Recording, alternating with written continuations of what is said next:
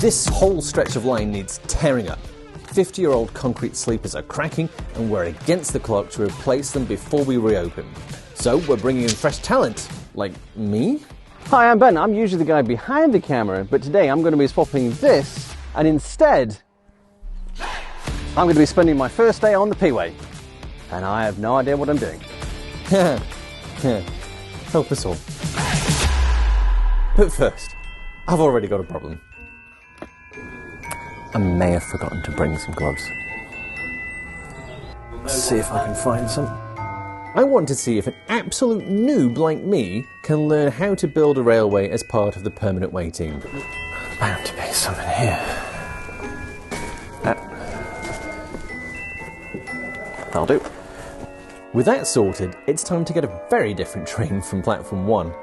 Meanwhile, volunteer John is driving the railroad vehicle. Other volunteers are making their way down by car. It looks like our ride is pulled in. Please. Now, if you're like me and only used to regular railway coaches, then I can only describe the permanent way van as a tool shed on wheels. There's no lights, seats, or anywhere official to leave your lunchbox. And to my surprise, the engine isn't going at the front of the train. The van is. So this means that volunteer Jeff needs to guide the driver down the track using the Steam Railway's answer to semaphore. So this P-Way van is like no other ride I've had. Think bumpy bus ride, but with no hand loops. With no glass in the way, it's a really great experience, even if it's just out one side. Passing the level crossing, we catch up with John in the RRV. We're all heading about halfway down the line past Blakely Crossing to Stansmore Curve.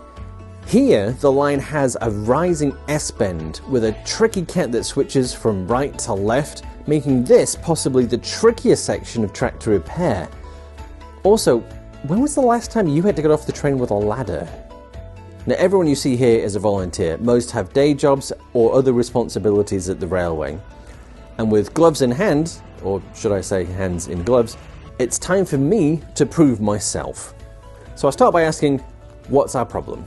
Over time, the concrete sleepers get cracks in them, the water gets into the cracks and just expands the sleepers, basically breaks the full break in the back of them as well, and they split in two, which means the gauge of the track can either widen or narrow. How many do you think we'll get through today? We should do all this today, everything that's here. Now we've got the big machine running and usable. It'll cut down all the lifting. What should I expect? Well, expect some hard work for yourself.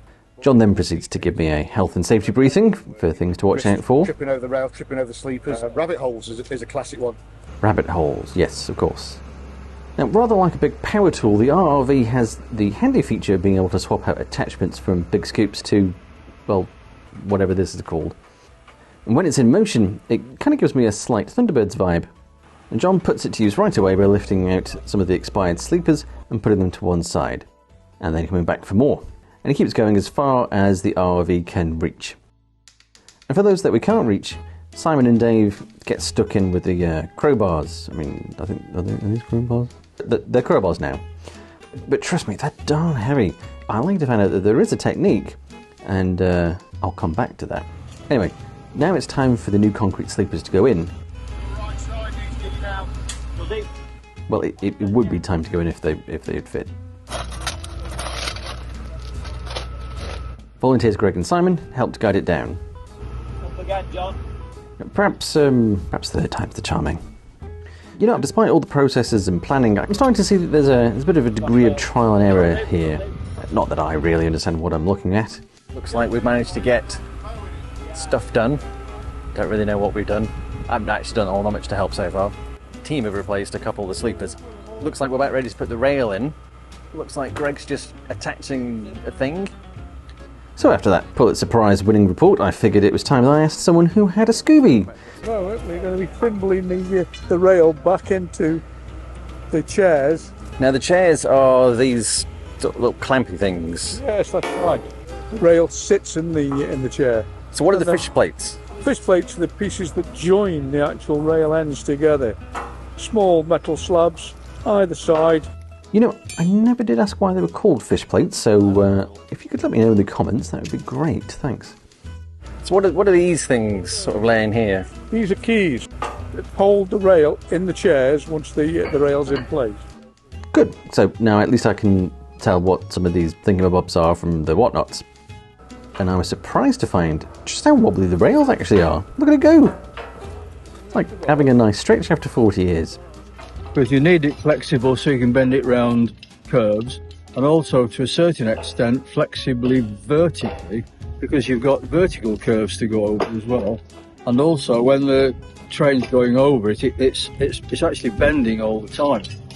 So if you had very, very hard rail, it would effectively snap. So the guys at the other end then started getting some crowbars underneath, and I realised I should probably help. Are there more in the van? Yes, there are. And then, like a true supervisor, I left it to somebody else. Oh, looks like Greg's come back with a bar.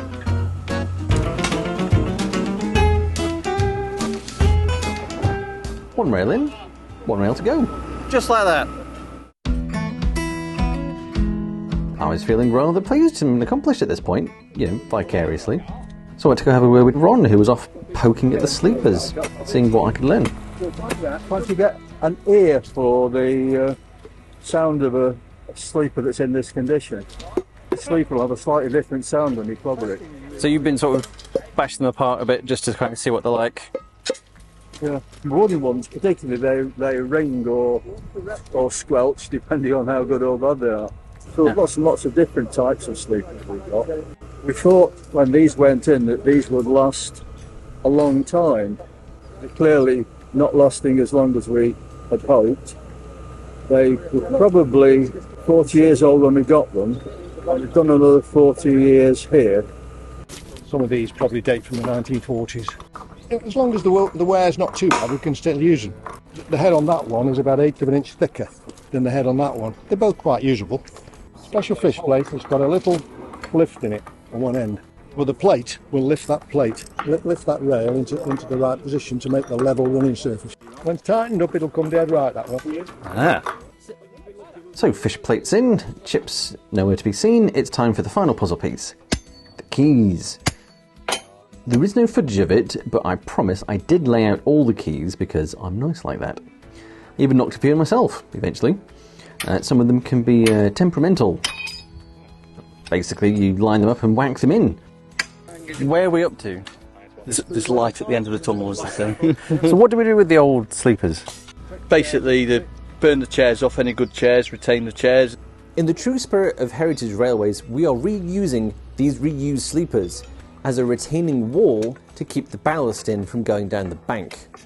So we've changed the two, so we always dig them a bit low, and then you lift the sleeper up to the rail, and then you've got a package underneath. The packing is next, I take it. Packing's next. Or so I thought. What's going to do then, Ron? What's been called? Basically, we found more broken sleepers. We'll have to come back to do more work here at Stansmore after the Christmas season, which would be the 3rd year in a row. That's no problem for the main line, who can swap sleepers in an instant, but here we have to pull out the whole rails just to replace one sleeper. Rip them out! Do the lots all the way through! So, do we continue as planned? Or rip it all out? So, I think we're waiting for a decision. If Chairman Ron decides to pilot the whole section, the railway won't open as planned. It's a big choice, and it will affect everybody. This kind of just underlines why we need more help out on the permanent Wade team. It takes a lot of manpower, even when you've got the heavy plant machinery like John's operating today. Decision time. Oh, cup of tea too, huh?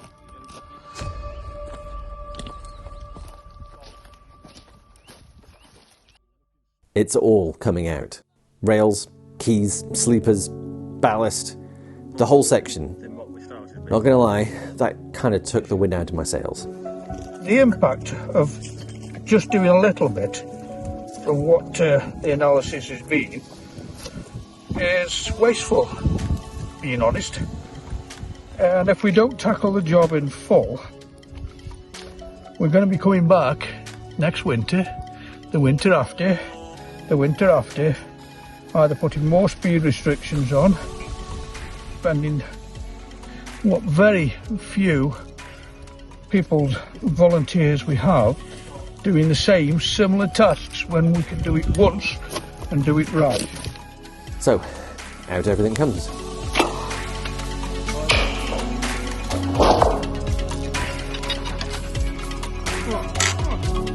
We've got to offload all these sleepers so that we can bring more back next time. This wasn't how I thought today would go. Travelling back, I felt very frustrated, but I agree it makes sense. My opportunity to prove myself was cut short. Or was it? Because suddenly this one-day taster session just became a 3-part epic. Join me for part 2 of my quest to prove if anyone can build a railway, where a surprise engine returns to save the day, we have to accurately drop 14 tons of new ballast, and I'm put on the scariest train ride of my life.